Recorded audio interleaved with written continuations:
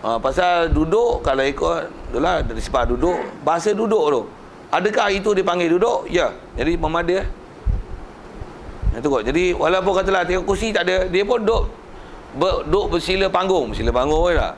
Ataupun dia duduk macam nak terberak duduk atas tandas duduk tu, tapi kursinya tak ada, dia bertinggung tu. Duduk P.Ramlee bubur lah apa pun. Tak kerti saya cerita P.Ramlee tu, pasal saya tak pernah tengok cerita P.Ramlee duduk lah tu. Cuma dobeknya duduk lah. Cuma duduk bertinggung. Cuma kalau macam tu, kalau katalah duduk dalam keadaan berdiri macam duduk atas tandas tu, yang tu orang panggil tak duduk gitu tu, mesti rendah lagi pada itu. Orang tu kena tengok huruf. Letih teman nak mikir huruf tu. Pasal tak rajin mikir tu, keadaan mudah macam mana? Bubur je lah punggung atas lantai, apa masalahnya? Ya Allah. Tu kena merepek sikit waktu lah. Tapi andai kata jadi gitu, dobek dia huruf. Kalau tengok tengah tu, hampa itu duduk lah. Pasal dia huruf, dobek dia huruf situ. Memang bahasa dia duduk. Yang tu yajlis. Dipanggil julus. Pasal yang tu dipanggil jalasa. Apa yang panggil julus sah lah. Walaupun julus iqa' tu ada nama tu. Julus iftirash, julus tawarruk, julus tarabuk. Apa nama julus dia jalasa. Madil lah tu. Itu dobek Arabnya gitu. Itu kan. Baik.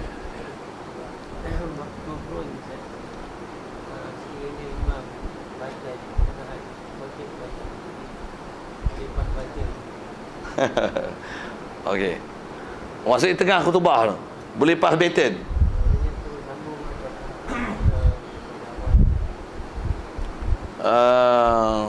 Ya ni pun dah ada hari tu nak pergi tengok, tak pergi tengok lagi pasal nak tengok dobek kitab betul tu. Ingat? Ada dalam tu. Alamak. Seingat boleh kan? Tak. Seingat saya kalau dobek dia serupa macam bab sembahyang macam ni. Katalah khatib baca khutbah, dia dah baca rukun. Bila dia baca rukun, dia tu ada benda batal. Pasal kalau dalam bab sembahyang, sebut macam ni lah, dia ada sebut tu, tapi dobek betul kena tengok, kena telaah sikit, ada benda tak simpang kepala. Tapi nak sebut bab sembahyang macam ni. Kalau sembahyang, imam katalah dia baca Fatihah. Tuan-tuan jawab tu lagi rasanya boleh gunakan pengetahuan tu untuk jawab bab khutbah tu. Walaupun guna kaedah kias ala farik aja. Apa yang sebut? Kita imam sembahyang, imam dah baca Fatihah. Kita dengar Fatihah dia sembahyang maghrib lah tu. Kita dengar Fatihah dia. Jadi bila dia dengar Fatihah, kita tak Fatihah lagi lah. Untuk imam baca dah Fatihah, amin prod kentut. Untuk kita ganti soal. Orang ganti tu imam baca dah Fatihah. Dia kena baca. Makmum tu kena baca. Tu pas baton tu. Pas baton dia ambil jadi imam sekarang. Dia kena baca. Tengok. Makmum tadi baca tak tu Fatihah?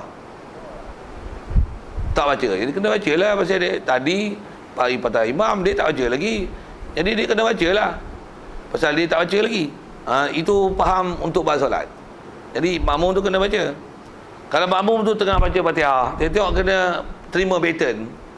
Sama ada dia nak sambung dengan Fatihah dia dengan sir, pasal dia baca sir, tapi Fatihah mesti dia baca. Jadi kalau dia tengah baca sir perhabiskanlah, naiklah ke depan, naiklah lagi baca surah, tapi Fatihah mesti dia selesaikan. Pasal dia mesti baca Fatihah. Okey. Knowledge tu masalah cuma bab khutbah tu pasal khatib wajib baca, makmum wajib dengar kan. Jadi kalau ikut bila dah baca ada keyword sikit tak? Tengah lain, awal lain. Kalau awal okey, antara dua. Jadi betul lah kaedah tu. Nak jawab tu tak berani, tanya orang yang ingat dulu lah. Tumpang tempat rujuk ada. Saya tak ada nak telah apa-apa tu. Tengok kitab pun tak ada kena tengok lah gitu. Memang nak tengok berapa hari lah itu nak tengok. Ada orang tanya, tak ada nak tengok. Okey, best. Kalau tengah khutbah batal. Jadi pasal dia tak baca, kalau bab sembahyang ni dia tak baca Fatihah, dia kena baca kan. Memang nak ambil fahaman tu kan. Dia kena baca Fatihah. Jadi kalau tengah khutbah, jadi khutbah tu tak sah. Orang ni dia bukan baca khutbah kan. Pasal dia dengar makmum. Dia pas baton, dia kena baca khutbah lain. Jadi kalau yang tu khutbah pertama, dia kena baca lain. Yang kedua lah. Okey. Kalau khutbah pertama dah selesai, habis dah. Dah pertama dah selesai dah. Sekarang naik ke kedua. Kedua tu batal. Jadi khutbah pertama dah selesai. Khutbah kedua macam mana? Tengah. Dia pass pattern. Macam mana? Baca khutbah sekali lagi. Nak baca kat mana? Baca pada awal. Rukun tu pasti baca. Jadi macam tu kan? Dia dobit pasal dia satu khutbah dengan khutbah kedua, dia ialah ibadah mustakil. Berasid. Berasid tu maksudnya khutbah pertama, satu khutbah. Jadi bila pembuat dia seorang. Kalau macam masalah sembahyang, yang ni kau baca Fatihah, kami pun baca Fatihah. Pasal tu ada usilah pass pattern. Cuma dari segi hukum kena tengok Fatihah makmum tu sendiri, bukan Fatihah imam. Pasal makmum baca. Tapi bila khutbah, dia sebagai pendengar, dia tak ada baca. Tengah memang tak boleh nak sambung. Pasal apa? Pasal dia bukan dia yang membaca. Jadi ibadat tu batal. Bila batal, tak pakai. Jadi dia kena baca semula. Tapi kalau satu dah selesai, batal. Jadi yang pertama dah sah. Pasal dia mustakil. Tu dah siap. Tu dah bungkus lah. Wrapping elok-elok. Yang ni baru nak buat semula, kena buat bungkusan lain. Pasal wrapping dah koyak. Tak faham sudah. Wasa wrapping tu. Wrap tu WRAPP, jangan silap je. Rasa saya jawab soalan. Okey. Terima kasih bantuan. Mimbar. Sunnahnya macam mana? Aci tinggi pada bumi je dapat dah pahala. Habis-habis tak ada, duduk je atas lantai. Berdiri atas lantai. Selesai. Habis. Ya.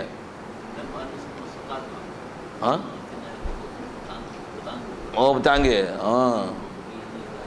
Ke atas lah ya. Dia kaedah dia pasal asal sunnah tu dia tinggi pada bumi. Pijak je pun. Memang asal pun Rasulullah macam tu. Jadi atas kata sunnah, atas kata itibak sunnah, asal mimbar tinggi, siap. Dapat pahala. Sebab ada sunnahnya yang asalnya disuruh kadar 3 tangga. Ada kadar 3 tu.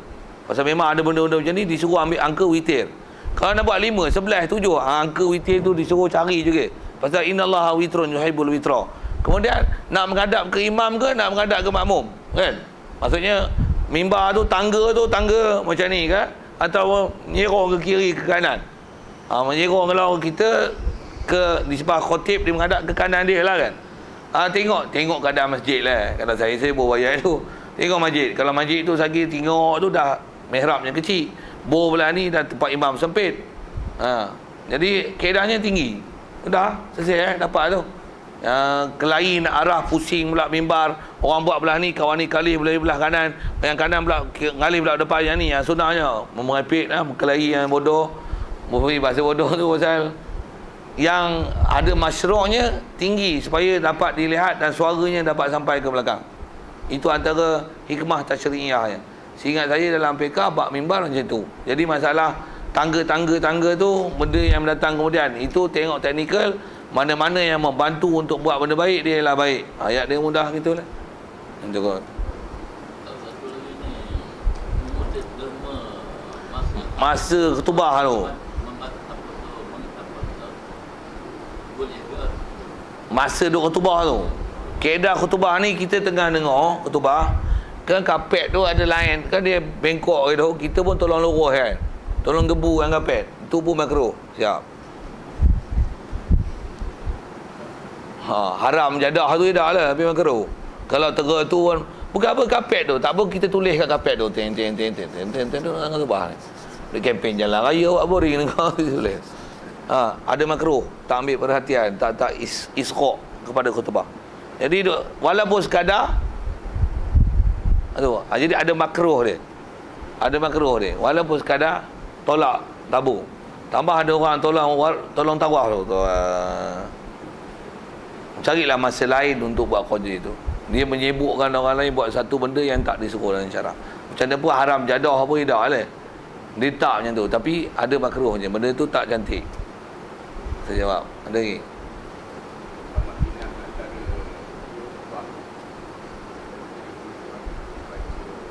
Kulhu. Betul?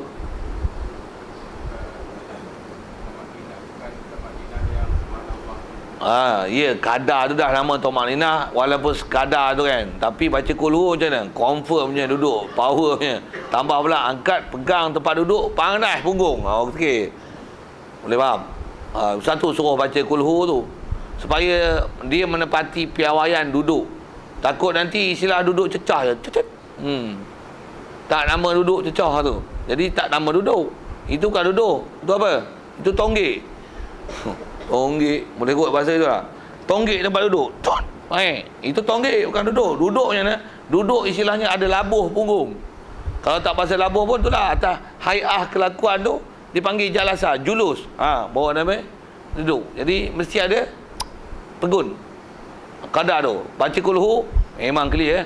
Jadi ada sunat tu pasal nak memelihara supaya benda sunat malah yatimul wajib illa bi fahuwa wajib. Jadi kalau kata benda-benda yang boleh nak itmamkan benda wajib dan sempurnakan benda wajib, kaedah-kaedah kita dalam fiqh Syafi'i ada hukum sunat. Jadi satu sunat baca kulhu dan kunat baca kadar itu. Pasal duduk diam saja, baik apa duduk diam, baca ada pahala, baca ada sunat. Satu dapat fiqhnya macam tu. Faham pattern.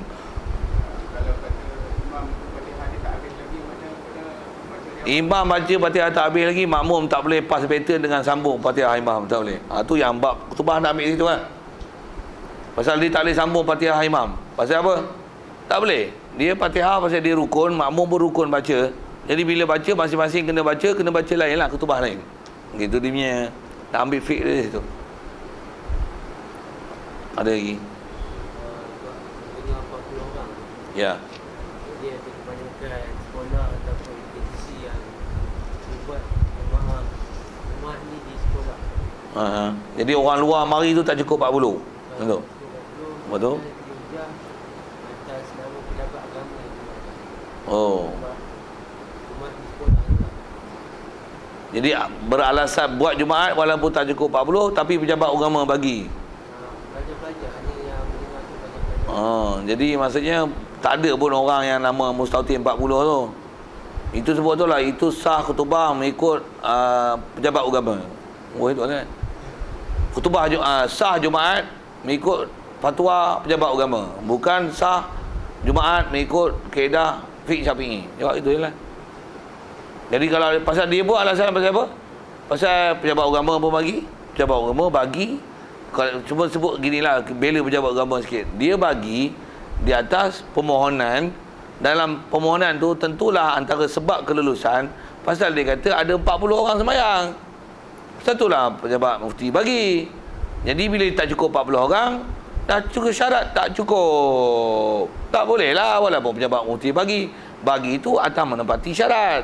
Bila syarat tak cukup, janganlah sembahyang Jumaat. Bodoh. Bodoh kena bodoh sikit. Satu tambah sikit. Dia pegang. Jadi janganlah gunakan semutlaknya kelulusan untuk buat Jumaat. Bila syarat tak cukup, dibuatkan juga pasal apa? Pejabat agama bagi lah. Dia bagi itu dengan bersyarat, dengan permohonan menepati syarat, baru diberi kelulusan. Jadi janganlah pakai kelulusan itu. Esok sampai Jumaat budak sekolah cuti pula tu, orang kampung pun tak datang, 3 orang yang sampai Jumaat. Pejabat agama bagi, jawablah gitu, lulus Jumaat mengikut kaedah pejabat agama. Kalau pejabat agama faham macam tu. Macam mana kalau saya ajar bab haji lah. Kita belajar bab haji, melontar masih lepas gelincir matahari. Habis-habis dia kata tabung haji boleh? Tabung haji boleh. Jadi awak buat haji mengikut haji tabung haji. Jawab gitu. Apa? Jadi orang tu pun kena jawab gitu lah. Itu kot jawab tu. Ada lagi?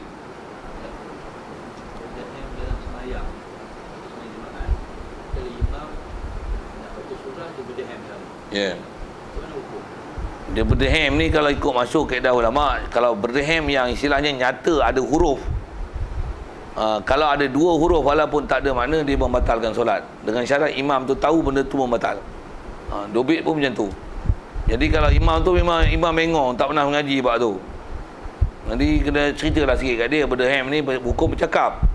Berdehem yang kalau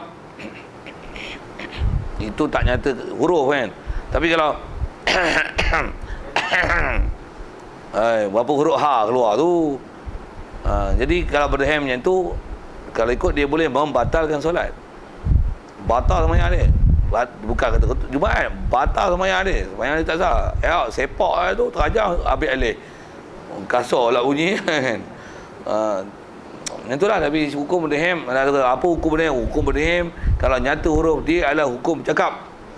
Ayat pernyataan bercakap tu ambillah penelitian dia. Itu kot. Dia letih nak jawab itu. Wallahu a'lam. Bismillahirrahmanirrahim. Allahumma nawwir qulubana min nur hidayatika kama nawwartal arda min nur syamsika abadan abada bi rahmatika ya arhamar rahimin warzuqna fahman nabiyyin wa hifdzal mursalin wa ilhamal malaikatil muqarrabin wa sallim tasliman ala jamil anbiya'i wal mursalin walhamdulillahi rabbil alamin. Assalamualaikum warahmatullahi wabarakatuh.